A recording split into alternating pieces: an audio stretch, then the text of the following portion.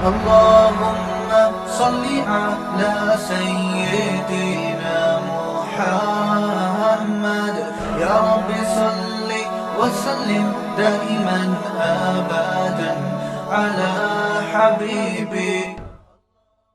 تجارت کے حوالے سے سیرت کی روشنی میں چند باتیں عرض کروں گا. ظاہر ہے سیرت، اسلام، قرآن ایک ہی چیز کے مختلف نام ہیں. انک لعلی خلق عظیم. قرآن کہتا ہے کہ اے نبی آپ سب سے بہترین خلق پر ہیں، اخلاق پر ہیں.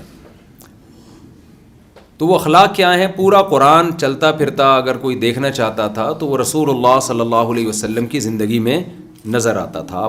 آپ کتاب بھی لے کر آئے اور آپ نے اس پر عمل بھی کر کے دکھایا. تو اسلام میں سب سے پہلے میں یہ عرض کروں گا تجارت کی فضیلت کیا ہے. یہیں سیالکوٹ میں ایک تاجر ہیں، میں بھول گیا، میں نے بتایا نا کہ غم بہت پالے ہوئے ہیں ہم نے، تو آپ سمجھدار ہیں، ڈیٹیل میں جانے کی ضرورت نہیں ہے. تھوڑا سا ڈیٹیل میں چلا جاتا ہوں.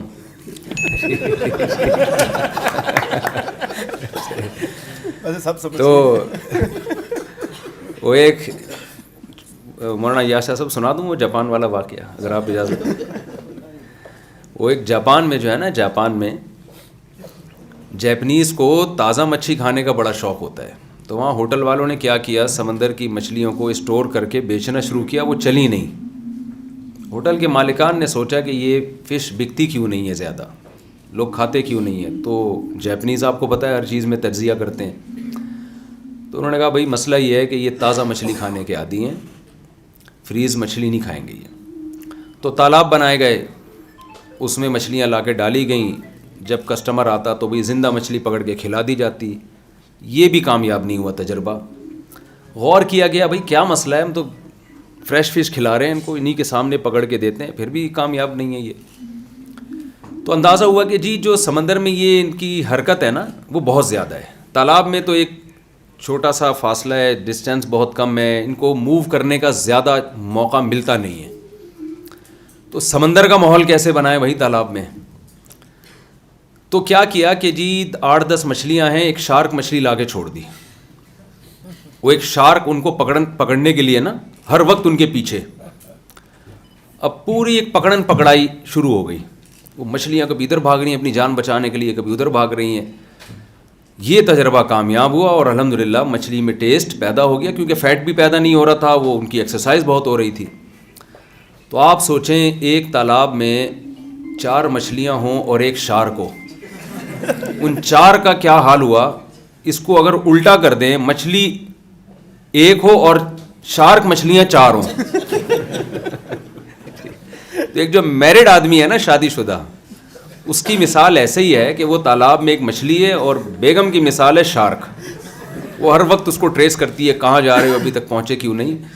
تو جس کے زیادہ بیویاں ہوں گی تو سمجھ لیں کہ مجھے اب یہاں کہہ رہے تھے کہ آپ تو اس میں ذرا موٹے لگتے ہیں، آپ تو بڑے باریک سے ہیں. تو ہم نے کہا جتنے ہیں اس پہ بھی اللہ کا شکر ادا کریں. آپ اگر اس پروسیس سے گزرے تو اتنے بھی نہیں رہیں گے. تو ہمیں کیا ملتا ہے سیرت میں رسول اللہ صلی اللہ علیہ وسلم کی؟ سب سے پہلی بات تجارت کی فضیلت. تجارت کی اسلام میں بہت فضیلت ہے. میں عرض کر رہا تھا کہ یہاں سیالکوٹ میں ایک تاجر تھے، میں بھول گیا وہ کون تھے. مجھے یہ بھی ہوتا ہے کہ وہ کہیں گے یار ہم سے کھانا بھی کھا لیا آپ نے اور پھر بھول گئے، کھا کے بھول گئے. تو جو بھی اگر یہاں موجود ہیں تو ان سے معذرت. تو میں نے ان سے کہا آپ کی منتھلی ارننگ کتنی ہے؟ انہوں نے بتایا کہ جی اتنے لاکھ یا اتنے کروڑ جو بھی تھی. تو میں نے کہا اگر آپ محنت کر کے اس کو ڈبل کر لیں، 1 کروڑ کما رہے ہیں 2 کروڑ کر لیں. انہوں نے کہا ضرورت نہیں ہے، کیونکہ اس میں میرا اچھا گزارا ہو رہا ہے، میں 1 کروڑ روپے کماتا ہوں یا 10 لاکھ یا 20 لاکھ جو بھی تھی، تو مجھے ضرورت نہیں ہے 1 کروڑ کی، اس کو میں ڈبل کروں، مجھے اس کی ضرورت نہیں ہے. میں نے کہا 1 کروڑ کی ضرورت ہے آپ کو جو آپ کما رہے ہیں، کیا اس کی ضرورت ہے؟ وہ سوچ میں پڑ گئے. میں نے کہا ضرورت انسان کو 2 وقت کی روٹی کی ہے، ایک سر چھپانے کے لیے اس کو جگہ مل جائے. نبی صلی اللہ علیہ وسلم نے فرمایا کہ جس شخص کو سر چھپانے کے لیے جگہ مل جائے، جسم کسی بڑی بیماری سے محفوظ ہو اور 2 وقت اس کو کھانا مل جائے، تو ایسے ہے جیسے پوری دنیا کی دولت سمیٹ کر اللہ نے اس کے قدموں میں ڈال دیا. وہ ناشکری نہیں کر سکتا کہ میرے پاس کم ہے, اللہ کا دیا بہت کچھ ہے. تو میں نے ان سے کہا کہ آپ کی جو ارننگ ہے وہ یہ بھی بہت ہے, آپ کو اس کی ضرورت نہیں ہے, لیکن اس کے باوجود اسلام تجارت کی ترغیب کیوں دیتا ہے؟ آپ اس لیے نہیں کما رہے کہ آپ نے کھانا ہے, آپ قوم کے لیے کمائیں. مسلمان تاجر اگر مضبوط ہوگا, اس سے اسلام مضبوط ہوگا, اس سے مسلمان مضبوط ہوگا, اس سے آپ کا کنٹری مضبوط ہوگا. رسول اللہ صلی اللہ علیہ وسلم کی صحیح حدیث ہے, آپ نے فرمایا المؤمن القوی خیر احب الی اللہ من المؤمن الضعیف. فرمایا طاقتور مومن اللہ کو زیادہ محبوب ہے کمزور مومن سے. علماء نے اس حدیث کی تشریح میں یہ لکھا ہے کہ یہاں طاقت سے صرف جسمانی طاقت مراد نہیں ہے, سائنس اور ٹیکنالوجی کی طاقت ہے, معاشی طاقت ہے, ساری طاقتیں اس میں داخل ہیں. اس لیے کہ پاورفل آدمی, طاقتور آدمی وہ کچھ کر سکتا ہے جو کمزور آدمی نہیں کر سکتا. اگر ہمارے مسلمان تاجر نہ ہوتے تو ملک کا تو اور دیوالیہ نکل جاتا, ہمارے دینی مدارس بند ہو جاتے, ہمارے جو رفاہی ادارے چل رہے ہیں جن میں تاجر لوگ تعاون کرتے ہیں وہ سارے ادارے تباہ ہو جاتے, ہم ہر وقت کشکول لے کے غیروں کے آگے کھڑے رہتے. یہی وجہ ہے کہ نبی صلی اللہ علیہ وسلم کے دور میں بڑے بڑے تاجر تھے. حضرت عثمان رضی اللہ تعالیٰ عنہ, ہمارے یہاں جامع الرشید میں اس پہ تحقیق ہوئی کہ رسول اللہ صلی اللہ علیہ وسلم کے دور کے جو تاجر تھے ان کے پاس سرمایہ کتنا تھا, تو آج کے لحاظ سے اربوں روپے بنتے ہیں. حضرت ابو بکر صدیق رضی اللہ تعالیٰ عنہ کا سرمایہ, حضرت عثمان کے پاس سرمایہ اربوں روپے کے تھے. آپ دیکھیں نا, ایک موقع پہ نبی صلی اللہ علیہ وسلم اعلان کر رہے ہیں تبوک کے موقع پر, حضرت عثمان 100 گھوڑے یا 300 گھوڑے پیش کر رہے ہیں. گھوڑا اس زمانے کی لینڈ کروزر تھی, تو یہ 400 گھوڑے 400 اونٹ دے دینا, یہ اس کی علامت ہے کہ آپ کے پاس کروڑوں اربوں روپے کے سرمائے تھے. ہمارے نبی نے کبھی حضرت عثمان سے یہ نہیں کہا کہ آپ نے اتنی دولت رکھی ہوئی کیوں ہے, کبھی بھی نہیں کہا. قرآن مجید میں سورہ نور میں اللہ تعالی نے کیا فرمایا, رجال لا تلہیہم تجارت ولا بیع عن ذکر اللہ واقام الصلاۃ. ہمارے کچھ نیک بندے ایسے ہیں کہ تجارت ان کو اللہ کی یاد اور نماز سے غافل نہیں کرتی. دیکھیں اعتدال کیا ہے, اللہ نے یہ بھی نہیں کہا کہ ہمارے کچھ نیک بندے ہیں جو بزنس میں ایسا لگتے ہیں کہ نماز کو بھول جاتے ہیں, یہ بھی نہیں, یہ بھی غلط ہے. یہ بھی اللہ نے نہیں فرمایا کہ ہمارے کچھ نیک بندے ایسے ہیں جو بزنس کرتے ہی نہیں ہیں, ہر وقت مسجد میں اللہ اللہ میں لگے رہتے ہیں. یہ بھی نیک بندوں کی تعریف اللہ نے نہیں کی. کیسا بیلنس اور اعتدال قرآن نے پیدا کیا کہ ہمارے نیک بندے وہ ہیں جو تجارت کرتے ہیں, خرید و فروخت کرتے ہیں, لیکن یہ خرید و فروخت نماز کے وقت پہ ان کو نماز سے غافل نہیں کرتی. یہ نہیں کہ 24 گھنٹے مسجد میں بیٹھے رہتے ہیں, یہ بھی نہیں ہے کہ بالکل مسجد کا رخ ہی نہیں کرتے. تو یہ وہ اعتدال ہے, بیلنس ہے جسے پیدا کرنے کی ہماری سوسائٹی میں ضرورت ہے. اچھا, آپ حیران ہوں گے کہ اسلام میں جہاں بھی پیسے کمانے کا تذکرہ آیا نا, بزنس کا تذکرہ کیا قرآن نے, جہاں بھی. لِإِيلَافِ قُرَيْشٍ إِيلَافِهِمْ رِحْلَةَ الشِّتَاءِ وَالصَّيْفِ. قرآن کہتا ہے قریش کو چاہیے کہ اللہ نے جو قریش پر احسان کیا, قریش اس احسان کا شکر ادا کریں. وہ احسان کیا ہے کہ اللہ نے ایلافہم رحلۃ الشتاء والصیف, تجارت کے لیے 2 سفر سال میں ان کے لیے 2 مرتبہ سفر کرنا آسان کر دیا ہے. تو اللہ اہل قریش اور عربوں پر جو اپنا احسان بتا رہے ہیں, وہ کیا احسان کہ تم گرمیوں میں بھی بزنس کرتے ہو اور تم سردیوں میں بھی بزنس کرتے ہو. بتائیے اس سے بزنس کی فضیلت ثابت ہو رہی ہے کہ نہیں ہو رہی ہے؟ عام طور پہ کسی کا بزنس سردیوں میں چلتا ہے, گرمیوں میں نہیں چلتا. کسی کا گرمیوں میں چلتا ہے اور سردیوں میں نہیں چلتا. اگر آپ میرا ساتھ دیں گے نا, تھوڑا گردن ہلا کے یہاں ہوں کر کے, مجھے لگے گا میں ٹی وی میں نہیں آ رہا, میں سامنے بیٹھا ہوں نا. بعض دفعہ ٹی وی میں کوئی پروگرام آ رہا ہوتا ہے تو کوئی رسپانس ہی نہیں مل رہا ہوتا نا اس میں. تو اللہ نے سمندر کی نعمت کو بیان کیا, وہاں بھی اللہ نے فرمایا لِتَبْتَغُوا من فضلہ، تم سمندر کو مسخر کیا تاکہ تم اللہ کی روزی تلاش کرو، سمندر سے تجارت کرو. تو قرآن میں حدیث میں ہمیں جہاں بھی ملتا ہے مال کمانے کا ذریعہ وہ تجارت ملتی ہے، بزنس ملتا ہے. یہ جو ملازمت کا طریقہ ہے نا، یہ ہمارے ہاں انگریزوں کے آنے کے بعد دفتروں میں جب کلرکوں کی ضرورت پڑی تو وہاں آ کے یہ ملازمت کا سیٹ اپ شروع ہوا ہے. خود ہمارے نبی صلی اللہ علیہ وسلم نے بزنس کیا. حضرت خدیجہ رضی اللہ تعالی عنہ سے جو آپ نے نکاح کیا، اس کی وجہ سے اللہ نے آپ کے بزنس کو پروموٹ کیا، اور اس فضیلت کو قرآن نے بیان بھی کیا ہے. الم یجدک یتیما فآوی ووجدک ضالا فہدی ووجدک عائلا فاغنی. اے نبی آپ مسکین تھے، اللہ نے آپ کو غنی کر دیا. تو غنی کیسے کیا؟ حضرت خدیجہ تاجر تھیں، حضرت خدیجہ کے پاس مال بہت تھا. آپ کو ایماندار تاجر چاہیے تھا جو اس مال کو ایمانداری کے ساتھ انویسٹ کر سکے. اسی امید پہ حضرت خدیجہ رضی اللہ تعالی عنہا نے ہمارے نبی کے پیغام نکاح کو قبول کیا، اور اللہ نے اس بزنس کے ذریعے آپ کے کاروبار میں برکت عطا فرمائی. تو معذرت کے ساتھ اس سے شادی بھی ثابت ہو رہی ہے. اگر اس زمانے میں ایک شادی کا رواج ہوتا، یہ درمیان میں تھوڑا سا گریوی کراچی کی زبان ہے، یہ پتہ نہیں آپ سمجھتے نہیں سمجھتے، یہ موضوع سے ہٹ کے تھوڑی سی 2 منٹ کی بات. یہاں کوئی میرڈ خاتون بیٹھی ہیں تو ان سے معذرت. تو اگر اس زمانے میں ایک شادی کا رواج ہوتا تو ہمارے نبی حضرت خدیجہ سے کرتے نکاح. بھائی ہمارے یہاں ہوتا ہے نا، شادی تو زندگی میں ایک ہی دفعہ ہوتی ہے، بھائی میں بزنس کروں یا اب ہمیں یہ ہوتا ہے نا کہ بہو آئے گی گھر میں ایک ہی دفعہ. میں لوگوں سے کہتا ہوں کہ دیکھو، ہم کراچی میں جب قربانی کا بکرا لینے کے لیے جاتے ہیں نا، تو ذرا سا بھی اس میں فالٹ ہو ہم نہیں خریدتے جانور. کیوں یار؟ قربانی زندگی میں سال میں ایک دفعہ ہوتی ہے، ہم ایسا بکرا کیوں لے آئیں کہ بچوں میں مذاق اڑے، گلی محلے میں مذاق اڑے، اور ابا کیا اٹھا کے لے آئے، کیا گائے اٹھا کے لے آئے. تبھی کراچی میں آپ کو پتہ، ابھی بتا رہے تھے 2 کروڑ کا بچھڑا ایک. تو آپ سوچیں، جب جو سال میں ایک دفعہ بکرا مولانا یاس شاہ صاحب کے سمجھ میں پہلے آ گیا ہے، جو جانور آپ نے سال میں ایک دفعہ خریدنا ہے اس میں اتنی تگ و دو کرتا ہے انسان کہ ذرہ برابر بھی فالٹ نہیں ہو، تو بیوی کی اہمیت بکرے سے زیادہ ہے یا نہیں ہے؟ اور وہ سال میں ایک دفعہ نہیں، وہ زندگی میں ایک دفعہ. تو مردوں کے نخرے تو پھر ہونے ہیں نا.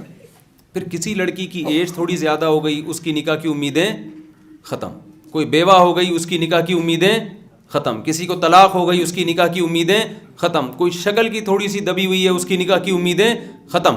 تو اگر آپ معاشرے میں زیادہ شادیوں کو پروموٹ کریں گے تو انسان کہے گا یار اس کی عمر زیادہ ہے، کوئی بات نہیں، بزنس پارٹنر بنا لو اس کو. یہ خدمت گزار ہے، اماں کی خدمت کے لیے ایک شادی ادھر کر لو، ٹھیک ہے نا. یہ رشتہ داری جوڑنے کے لیے میری کزن ہے، طلاق یافتہ ہے، کئی مشکل ہو رہی ہے، چلو یار خالہ خوش ہو جائیں گی، ایک شادی یہاں کر لو، اور ایک اپنی پسند کی کر لو، ٹھیک ہے نا. تو یہ اسلام نے یہ عورت کے فائدے کے لیے فلسفہ دیا ہے، عورت کے فائدے کے لیے. تو خیر اس میں عورت کو فائدہ ہے، خواتین یہ بات سمجھتی نہیں ہیں. تو میں یہ عرض کر رہا تھا کہ ہمیں قرآن میں، سنت میں 99% مال کمانے کا اگر کوئی ذریعہ ملتا ہے تو وہ قرآن نے تجارت کو فوکس کیا ہے. صحابہ بھی تاجر تھے. نبی صلی اللہ علیہ وسلم نے فرمایا، ایک روایت میں ہے کہ میری امت کے 10 حصوں میں سے اللہ نے 9 حصے روزی تجارت میں رکھی ہے. 9 حصے روزی تجارت. آج بزنس کو پروموٹ کرنے کی ضرورت ہے مذہبی اعتبار سے. ہمارے یہاں اچھا، میں ایسے تاجروں کو جانتا ہوں کہ افغانی تھے، انہوں نے اسکریپ کا کام شروع کیا، ادھر سے کچھ مل گیا اٹھا کے بیچا، اور ہوتے ہوتے محنت کرتے کرتے آج ان کا کروڑوں کا بزنس ہے.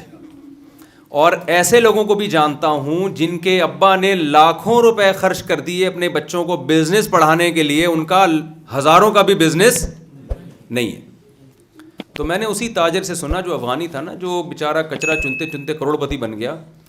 ایک دن مجھے کہنے، میں نے کہا آپ نے بزنس کتنا پڑھا ہے؟ اس نے کہا مفتی صاحب جو بزنس پڑھتا ہے وہ بزنس کے علاوہ دنیا کا ہر کام کر سکتا ہے. اب پتہ نہیں یہ صحیح اس کا تجزیہ تھا یا نہیں تھا. اس نے کہا بزنس جو پڑھ لے گا وہ بزنس کے علاوہ دنیا کا ہر کام کر لے گا. تو واللہ عالم، یہ تو آپ ہی کا، آپ بتائیں گے یہ صحیح کہا ہے کہ نہیں کہا. یہ کرنے سے آتا ہے نا، ظاہر پڑھنے سے نہیں آتا. خیر، تو اسلام میں پہلی پوائنٹ کیا ہوا؟ تجارت کی بہت زیادہ فضیلت ہے. دوسری بات، اسلام میں تجارت کے کچھ احکام ہیں. ایک حکم تو وہی ہے جو کامن پوری دنیا میں، ایمانداری سے تجارت کرو. یہ تو گورا بھی مانتا ہے ایمانداری سے تجارت کرنی چاہیے. رسول اللہ صلی اللہ علیہ وسلم نے فرمایا ایماندار تاجر قیامت کے دن پیغمبروں کے ساتھ ہوگا. کتنی بڑی فضیلت ہے. تو ہماری شریعت تجارت کو پروموٹ کرنا چاہتی ہے نا، ورنہ نبی کہتے کہ جو بزنس مین ہے وہ تو ہو ہی نہیں سکتا پیغمبروں کے ساتھ. وجہ کیا ہوتی؟ اس کا نقصان ہوتا، مسلم قوم دنیا میں پیچھے چلی جاتی. تو ایمانداری تو یہ تو کامن چیز ہے. ملیشیا اور اس جیسے کئی کنٹریز ایسے ہیں جن میں اسلام آیا ہی اس لیے کہ جب صحابہ اور عرب تجارت کرتے تھے سمندری، تو ان لوگوں نے ان کی ایمانداری کو دیکھ کر اسلام قبول کرنا شروع کیا.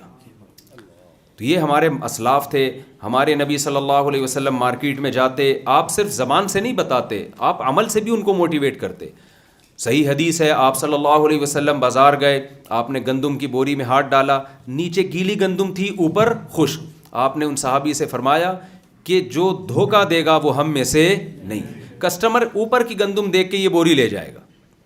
اور یہ تجربہ ہمیں سبزی منڈی کراچی میں بہت دفعہ ہوا. ہم سیبوں کی پیٹی لے کر آئے، اتنی خوبصورت پیٹی. جب گھر جا کے کھولا تو اس پہ شکر ادا کیا کہ بس سیب نکل آئے اندر سے گلے سڑے، ورنہ بم نکل جاتا کیا کر لیتے بھائی ہم. کوئی پتہ نہیں ہوتا کراچی کے حالات کا. تو وہاں تو ہم اس پہ خوش ہوتے ہیں، بے شک گلے سڑے نکلے لیکن کوئی بم نہیں نکلا، کچھ اور نہیں نکلا اس میں سے. تو یہ ہمارے ہاں دھوکہ ہے. چائنا سے خاتون نے مجھے بتایا، پاکستانی خاتون تھیں، کہ ایک چائنیز مسلمان ہوا تو کہتی ہیں میں نے اس سے شادی کر لی، چلو جی اسلام قبول کیا ہے. بہت اخلاص سے اس نے اسلام قبول کیا تھا. جب اس کا معذرت کے ساتھ پاکستانی تاجروں سے ٹاکرا ہوا ہے، اس نے اسلام کو چھوڑ دیا. اس نے کہا بھائی تمہاری کتابوں میں کچھ اور لکھا ہوا ہے اور پریکٹیکلی کچھ اور. تو یہ ہمارا امیج ہے. ایک صحابہ اور ہمارے اسلاف تھے، ان کو دیکھ کے لوگ اسلام قبول کرتے تھے، اور ایک ہم ہیں کہ ہم کو دیکھ کے لوگ اسلام سے دور بھاگتے ہیں. تو اچھا جی اذان ہو رہی ہے، تھوڑا وقفہ کر لیتے ہیں. رہا تھا کہ ایک حکم تو کامن ہے کہ تجارت ایمانداری کے ساتھ. یہ تو غیر مسلم بھی کہتے ہیں، مسلم بھی کہتے ہیں. قرآن میں ویل للمطففین، تباہی ان لوگوں کے لیے جو ناپ تول میں کمی کرتے ہیں، اپنا حق پورا لیتے ہیں، جب حق دینے کی باری آتی ہے تو اس میں ڈنڈی مارتے ہیں. آپ کو پتہ ہے شعیب علیہ السلام کی قوم کو کیوں تباہ کیا گیا؟ کہ وہ کسٹمر کو دھوکہ دیتی تھی وہ قوم. تو شعیب علیہ السلام نے فرمایا کہ انی اراکم بخیر، تم قحط زدہ لوگ نہیں ہو، سب کے پیٹ بھرے ہوئے ہیں، تو کیوں تم قوم کے ساتھ دھوکہ دیتے ہو، تجارت میں دھوکہ کیوں دیتے ہو؟ پھر اللہ نے پوری قوم کو تباہ کر دیا. تو الحمدللہ سیالکوٹ کے تاجر اور ہم سب کے پیٹ الحمدللہ اللہ نے بھرے ہوئے ہیں. یہاں تو پائے اتنے کھائے جا رہے ہیں کہ ہمارے ایک دوست گجرا والا آئے، انہوں نے کہا یار یہ ساری پائے تو یہ لوگ کھا جاتے ہیں، بھینسیں اینٹوں پہ کھڑی ہوتی ہیں، کس پہ کھڑی ہوتی ہیں، یہ پاؤں جاتے کہاں ہیں؟ تو اللہ نے ہمیں اتنا رزق دیا ہے تو ہم دھوکے سے اجتناب کریں، بچیں ہم دھوکے سے. دوسرا حکم یہ ہے تجارت کا کہ غیر مسلم اور مسلم کی تجارت میں کچھ اور فرق بھی ہیں. اسلام نے کچھ پابندیاں لگائی ہیں. مثال کے طور پر سود حرام ہے. آپ تجارت میں کوئی ایسا طریقہ اختیار نہیں کر سکتے جس میں آپ انویسٹ کر کے اسپیسیفک ایک اماؤنٹ، مشروط اماؤنٹ، آپ کو اس سے غرض نہ ہو کہ کیا بزنس کر رہا ہے، اس کو کتنا پروفٹ ہو رہا ہے، بھائی مجھے ہر مہینے اس انویسٹمنٹ پہ اتنا پیسہ چاہیے. سود کے حکام میں یہ حرام ہے. غرر حرام ہے، غیر یقینی طور پر جو خرید و فروخت ہوتی ہے، کہ اس کی میں ڈیٹیل میں جاؤں گا، بات لمبی ہو جائے گی. اور اسی طرح قمار، جوا جسے کہتے ہیں، وہ حرام ہے. یہ تین پابندیاں تو وہ ہیں جو بالکل اس کی تو کوئی گنجائش ہو ہی نہیں سکتی اسلام میں. اسی طرح قبضے کے حکام ہے. لا تبع ما لیس عندک، نبی صلی اللہ علیہ وسلم نے فرمایا جو چیز تمہارے پاس نہیں ہے آگے بیچو مت. بیچنے کا وعدہ کر سکتے ہیں، بیچ نہیں سکتے. جیسے فارورڈ سیل، آپ نے یہ اصطلاح مجھ سے زیادہ جانتے ہوں گے کہ ایک چیز آپ کے پاس ہے ہی نہیں اور آپ ڈن کر دیتے ہیں آگے، میں نے تمہیں بیچ دی، اس نے خرید لی، حالانکہ وہ ابھی آپ نے خریدی نہیں ہے. ایک چیز کا آپ رسک نہیں اٹھا رہے، زمان نہیں اٹھا رہے، اور آپ آگے فروخت کر دیتے ہیں اس کو. یہ کچھ احکامات ہیں. تو آپ کی یہ ذمہ داری ہے کہ دیکھیں جب نماز پڑھتے ہیں تو پہلے مسائل سیکھتے ہیں نا. یہ ایسے ہی کھڑے ہو جاتے ہیں کہ بس جیسے چاہو پڑھتے رہو. پہلے سیکھتے ہیں، کوئی کتاب پڑھتے ہیں، مسجد کے امام صاحب سے، مولانا صاحب سے، قاری صاحب سے رابطہ کرتے ہیں. نکاح کے بعد طلاق کے حکام لوگ پوچھ رہے ہوتے ہیں. اول تو طلاق دینے کے بعد ہی پوچھ رہے ہوتے ہیں، پہلے نہیں پوچھ رہے ہوتے. دینے کے بعد پوچھتے ہیں کہ ہو گئی کہ نہیں ہو گئی. تو یہ بھی غلط ہے. جب آپ نکاح کر رہے ہیں، میاں بیوی ایک دوسرے کے حقوق پہلے پوچھیں نا. پھڈا ہونے کے بعد پوچھ رہے ہوتے ہیں، بلکہ اس کے بعد بھی نہیں پوچھ رہے ہوتے. وہ ایک کسی نے ہمیں چٹکلا سنایا کہ ایک آدمی جو تھا اس کی عمر 100 سال تھی نا, تو سالگرہ ہوئی تو لوگوں نے اس سے انٹرویو لیا کہ یار تم 100 سال جیے کیسے تم؟ تو اس نے کہا بھائی دیکھو میرا روزانہ 5 کلومیٹر پیدل چلنے کا معمول ہے, جب سے شادی ہوئی ہے ایک دن بھی ناغہ نہیں کیا. دوسرا سوال اس سے بھی بڑا کھڑا ہو گیا سوال کہ بھائی روزانہ ڈیلی اتنی پابندی پاکستان میں کون کر سکتا ہے؟ یعنی ہم تو پنکچوئل نہیں ہے نا بہت سارے کاموں میں, تو تم نے ڈیلی 5 کلومیٹر تم نے پابندی سے واک کر کیسے لی؟ کہتا ہے بھائی میری شادی جب ہوئی نا تو دلہن سے ایگریمنٹ ہوا کہ جب بھی ہمارا پھڈا ہوگا, جھگڑا ہوگا, جس کی غلطی ہوگی وہ معافی بھی مانگے گا اور 5 کلومیٹر پیدل بھی چلے گا. تو جب سے میری شادی ہوئی ہے ڈیلی پھڈا ہو رہا ہے, آخر میں ہی معافی مانگتا ہوں اور پھر میں ہی 5 کلومیٹر چلتا ہوں. اب سوال پیدا ہوا کہ ٹھیک ہے جی آپ تو چلو 5 کلومیٹر پیدل چلتے ہیں تو ٹھیک ہے, لیکن بھابھی کی بھی تو 95 سال عمر ہو چکی ہے, وہ بھی زندہ ہیں ابھی تک, ان کی صحت کا راز کیا ہے؟ اس نے کہا بات یہ ہے کہ میں ڈیلی 5 کلومیٹر چلتا ہوں, میری بیگم مجھے دیکھنے کے لیے 5 کلومیٹر چلتی ہے کہ چل بھی رہے کہ نہیں چل رہا, یہ میرے پیچھے 5 کلومیٹر چلتا ہے کہ نہیں چلتا. تو یہ کیا میں کس پہ سنا رہا تھا, یہ جو اصل بات ہی رہ گئی. ہاں کوئی بھی کام کریں نا تو بیگم کو بھی کیسے کنٹرول کرنا ہے, بیگم نے شوہر کو کیسے کنٹرول کرنا ہے, پہلے سیکھ لیا کریں.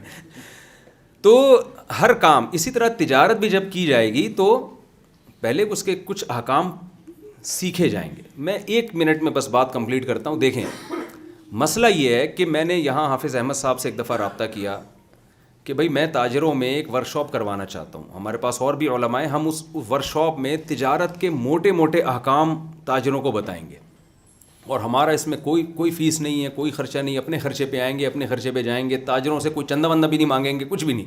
وہ تاجر لوگ ڈر رہے ہوتے ہیں کہ پتہ نہیں یار یہ لیبل, تو وہ آپ نے دیکھا ہوگا نا بسوں میں ایک آدمی چڑھتا ہے, نماز روزے کے فضائل بیان کرتا ہے, آخر میں کہتا ہے یہ گلے کو صاف کرتی ہے, صرف قیمت صرف 5 روپے, ٹھیک ہے نا. تو میں نے ان سے کہا کہ بھائی ہم آئیں گے اور تجارت کی 2-3 ورکشاپ کروا کے ان کو تجارت کے موٹے موٹے قرآن و سنت کی روشنی میں مسائل, تاکہ حلال حرام میں فرق کریں. تو یہ اور بھی کئی جگہوں پر ایسی کوشش کی ہم نے, لیکن جو رپورٹ آئی نا وہ یہ کہ تاجر ڈرتے ہیں کہ یہ مولانا لوگ ہم سے ہمارا بزنس ہی نہ چھڑوا لیں کہیں. وہ ڈرتے ہیں کہ یار اسلام میں ایسی پابندیاں کہ ابھی تو ہمیں پتہ نہیں ہے, ہم کما رہے ہیں, پتہ چلا انہوں نے فتویٰ دے دیا یہ بھی حرام ہے, یہ بھی حرام ہے, یہ بھی حرام ہے, تو ہم تو روڈ پہ آگے بیٹھ جائیں گے, سوسائٹی میں سروائیو بھی نہیں کر سکیں گے. تو ایسا بالکل بھی نہیں ہے. آپ کو پتہ ہے عمران خان نے کیا کہا تھا, سب سے پہلے آپ نے گھبرانا نہیں ہے. تو مولوی کو دیکھ کے آپ نے گھبرانا نہیں ہے, نہ اس کے سر پہ سینگ ہوتے ہیں, نہ وہ فتوے لگا رہا ہوتا ہے. یہ آپ کی وہ غلط فہمی ہو گئی ہے. جہاں اسلام نے تجارت کے ایک طریقے کو ناجائز کہا, وہیں اس کا آلٹرنیٹ بھی بتا دیا ہے. آن لائن ٹریڈنگ میں اکثر لوگ ہم سے پوچھتے ہیں کہ بھائی ایک چیز ہمارے پاس نہیں, ہم آگے بیچیں گے ہی نہیں, تو ہم تو سارا بزنس ہی ایسے ہو رہا ہے. میں نے کہا بیچیں نہیں, بیچنے کا وعدہ کر لیں آپ, ایک آلٹرنیٹ ہے نا کہ یار یہ اس کی قیمت ہے, آپ بتاؤ. جیسے آپ میڈیکل اسٹور جاتے ہیں, مجھے یہ میڈیسن چاہیے, وہ کہتا ہے ٹھیک ہے میں منگوا کے دے دیتا ہوں آپ کو, یہ اس کی قیمت ہے. ابھی خریدا نہیں ہے نا, خریدنے کے ایگریمنٹ کر لیا تو یہ جائز ہے. وہ لا کے آپ کو پکڑا دیتا ہے, جب وہ دیتا ہے اس وقت خرید و فروخت کا عمل ہو رہا ہوتا ہے. تو وہ ایسا کوئی طریقہ نہیں ہے کہ آپ سے تجارت ہی چھڑوا دی جائے.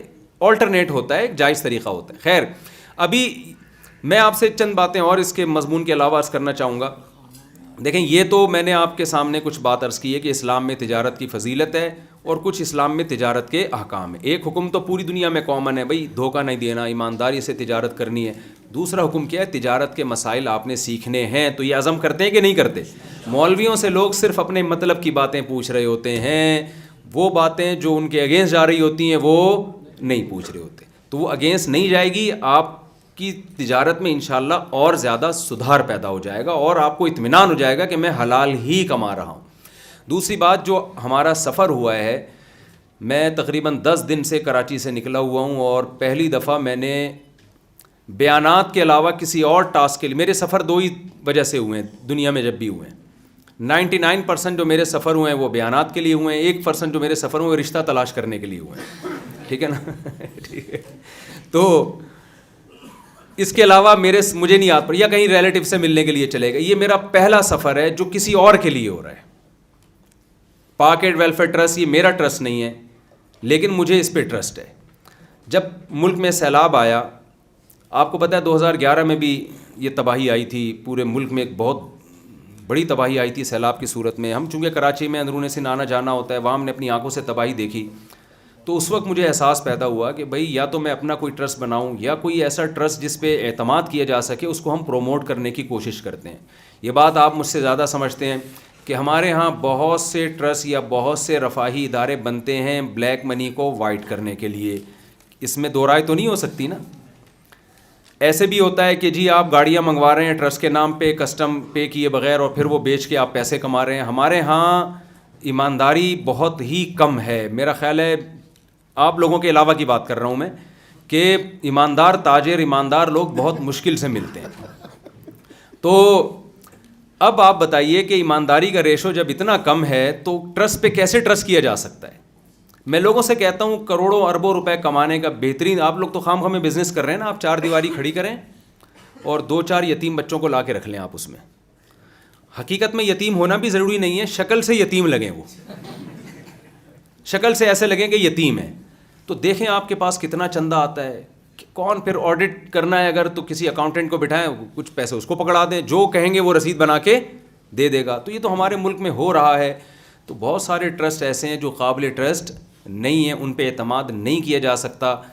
تو پاک ایڈ ویلفیئر ٹرسٹ کے ساتھ پھر میں نے، کیوں مجھے پتہ چلا ہمارے شاگرد ہیں جامعۃ الرشید کے پاس آؤٹس ہیں، تو ان کو ہم نے کئی سال پڑھایا ہے، ان پہ اعتماد تھا. لیکن میں نے کہا میں جب تک اپنی آنکھوں سے کام دیکھوں گا نہیں اس وقت تک میں آپ کو پروموٹ نہیں کروں گا. دیکھیں جب انسان مشہور ہو جاتا ہے تو اس کے ذریعے بھی منجن بکوائے جاتے ہیں اپنے. مجھے پتہ ہی نہیں ہوتا کہ میں کب فروخت ہو رہا ہوں. ابھی انہوں نے کہا نا کہ لوگ آپ سے ملنے کی کوشش کرتے ہیں، صرف ملنے کی نہیں چکھنے کی کوشش بھی کر رہے ہیں اب لوگ آج کل مجھ سے، ٹھیک ہے نا، کہ مفتی صاحب کو چکھ کے دیکھیں کیسے ہیں، ٹھیک ہے نا، اتنا چمٹ رہے ہوتے ہیں. تو کاروبار پروموٹ کرنے کے لیے، ٹرسٹ کو پروموٹ کرنے کے لیے پیسوں کی بھی آفریں کی گئی ہیں مجھے کہ آپ صرف 5 منٹ کا کلپ ریکارڈ کروا دیں، لفافے میں اتنے پیسے آپ کو دے دیے جائیں گے، ہمارے ٹرسٹ کو پروموٹ کر لیں. اس طرح کی آفریں بھی آئی ہیں. میں نے کبھی ایسی آفر کو قبول نہیں کیا. بھائی میں کیوں، جب تک مجھے 100% کسی پہ اعتماد نہیں، اگر اعتماد ہوگا تو میں فری میں اس کو پروموٹ کروں گا. تو ان کے ساتھ جب میرا سفر ہوا، تھر میں ہم گئے، وہاں میں نے کنویں دیکھے، سولر پلیٹیں دیکھیں، کنویں جو جھگیوں میں کنویں بنائے ان لوگوں نے، وہاں سولر پلیٹیں لگائیں تاکہ موٹریں خود کفیل ہوں، لوگوں پہ بجلی کے بل کا بوجھ نہ آئے. ان گاؤں کے لوگوں کے چہروں پہ ہم نے خوشی کے آثار دیکھے تھر کے ریگستانوں میں. اور وہاں مکتب بنائے، ایک چھوٹا سا اسکول بنا دیا، چھوٹا سا مدرسہ بنا دیا، قاری صاحب کی تنخواہیں جاری کر دیں. وہ پسماندہ علاقے جہاں ایجوکیشن کا کوئی تصور نہیں کر سکتا، ٹرسٹ نے اپنی خدمات الحمدللہ وہاں پہنچائیں. اور یہ وہ وقت ہے جب ٹرسٹ کو زیادہ لوگ جانتے نہیں تھے. پھر ہم نے دیکھا کہ انہوں نے جھگیوں میں بکریاں بانٹی ہیں. وہاں بکریاں، ایک بکری ایک چھوٹی سی جھگی اور چھوٹے سے خاندان کی کفالت کے لیے کافی ہو جاتی ہے. وہ اس کا دودھ بھی پیا انہوں نے، اس سے جو نر بچے پیدا ہو رہے ہیں اس کو بیچ بھی رہے ہیں. 3-4 سال پہلے جو ہر جھگی میں جھونپڑی میں بکری دی تھی، آج اللہ کا شکر ہے 8-8 10-10 جانور ان کے ہاں تیار ہیں الحمدللہ. تو اس طرح ایجوکیشن کے لائن سے جو کام کیے ٹرسٹ نے. اسلام آباد یونیورسٹی لاسٹ ایئر میں گیا ہوں، وہاں میں ایسے اسٹوڈنٹ سے ملا، ان کے میں نے انٹرویوز لیے، اپنے چینل پہ ان کے انٹرویو بھی میں نے نشر کیے. وہ طلباء جو قوم میں جو سمجھدار تھے، جن کے بارے میں ٹرسٹ کا خیال یہ تھا کہ یہ فیوچر میں بیوروکریسی میں جا کے ملک میں ایک اچھی ایک پازیٹیو تبدیلی لا سکتے ہیں، لیکن ان کے پاس پڑھائی کے پیسے نہیں ہیں. ٹرسٹ ان کی فیسیں ادا کر رہا ہے، ان کا ایجوکیشن کا سارا خرچہ ادا کر رہا ہے، اور پاک ایڈ ویلفیئر ٹرسٹ کے خرچے پہ وہ CSS کر رہے ہیں. اور یہ وہ لوگ ہیں جن سے ایگریمنٹ لیا گیا ہے کہ CSS کرنے کے بعد جب آپ کی ارننگ شروع ہوگی تو آپ نے بھی اپنی طرح کے 1 یا 2 فرد کو CSS کروانا ہے. اور یہ سلیکٹڈ افراد ہوتے ہیں، ایسا نہیں ہے کہ قوم میں کسی کو بھی پکڑا اور CSS کرا لی، کل وہ ہمارے لیے ایک مصیبت بن سکتا ہے. تو اتنا بہترین ویژن جو ایک جامعۃ الرشید کا ویژن ہے. آپ نے دیکھا نا کہ لوگ مولویوں سے ڈرتے کیوں ہیں؟ وجہ کیا ہے کہ مسٹر میں اور مولوی میں جو فرق ہے نا وہ بہت بڑھتا چلا جا رہا ہے. انگریز کے بر صغیر میں آنے سے پہلے مسٹر اور مولوی میں کوئی فرق نہیں تھا. ہم اکثر لوگوں کو بتاتے ہیں کہ امام غزالی جس یونیورسٹی سے فارغ ہو کر عالم بنے، اسی یونیورسٹی میں البیرونی جیسا سائنٹسٹ بھی پیدا ہوا ہے. تو یہ تو دین اور دنیا کی تعلیمات کو جو الگ الگ کر کے دو، بالکل جیسے خانیوال تک کراچی سے ہم آتے ہیں نا، پھر سرگودا کے لیے الگ اور لاہور کے لیے الگ. ہم بچپن میں سرگودا بہت آیا کرتے تھے، تو خانیوال تک تو سرگودیوی اور لاہوری سب ایک ساتھ ہوتے تھے. خانیوال پہ کیا راستے کیا ہو جاتے تھے؟ چینج. تو 150-200 سال تک تو مسٹر مولوی ایک ہی ساتھ آئے ہیں سوسائٹی میں. گورے کے آنے کے بعد ان کے ٹریک بالکل ایک دوسرے سے الگ ہو گئے.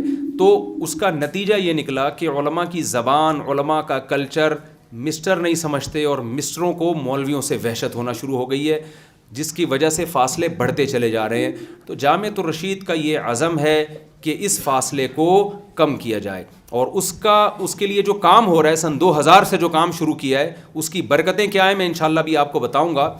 اس میں یہ ہے کہ ایسے دینی مدرسے کھولے جائیں جہاں 70% دینی تعلیم اور 30% دنیاوی تعلیم ہو.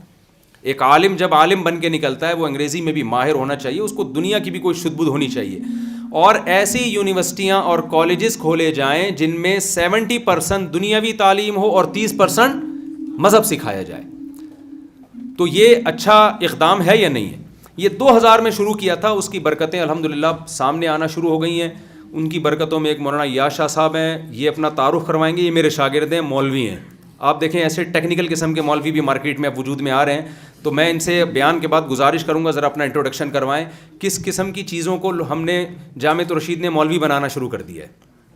تو صحیح ہے نا, جو آج سے 10-20 سال پہلے اس کا تصور نہیں تھا. اور الحمدللہ ہمارے شاگردوں میں پاکستان نیوی میں کمیشن آفیسر بھرتی ہوئے ہیں, ایسے علماء جو فوج میں گئے کمیشن آفیسر. تو یہ دین اور دنیا کا ایک بہترین امتزاج ہے. تو اس ویژن میں آپ پاکٹ ویلفیئر ٹرسٹ کا ساتھ دیجئے اور ان کا دست و بازو بنیے. ابھی سیلاب زدگان کے لیے میں گیا تھا تقریباً 1-2 ہفتے پہلے. ہم نے جہاں سیلاب کے اثرات ہیں وہاں ہم نے سروے کیا, جو تباہی اپنی آنکھوں سے دیکھی.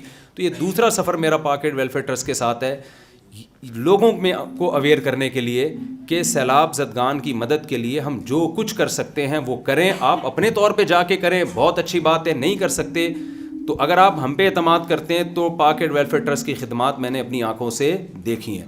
اور یہ میں آپ کے لیے آخری میں یہ عرض کروں کہ میرا 1 روپے بھی, یہ وضاحتوں کی ضرورت نہیں ہوتی, لیکن چونکہ یہ چیز کمرشل بن چکی ہے تو یہ میرا پہلا سفر ہے کسی ٹرسٹ کو پروموٹ کرنے کے لیے, اور میری جیب سے اچھا خاصا چندہ نکل چکا ہے.